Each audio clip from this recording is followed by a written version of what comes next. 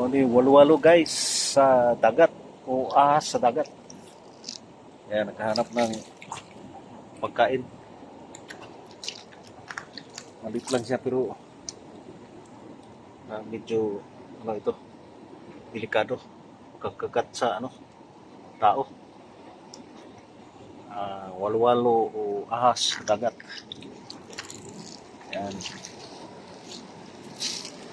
Galing kasi tayo sa naghanap ng mga maulam na seashells. Ayan o.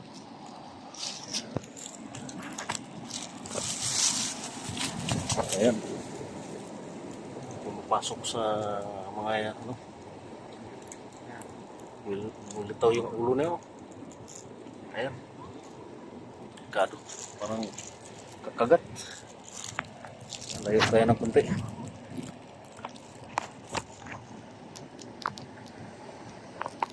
Ayan guys.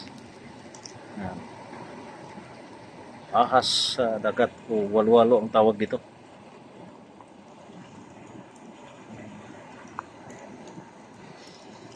Ito lang guys. Salamat.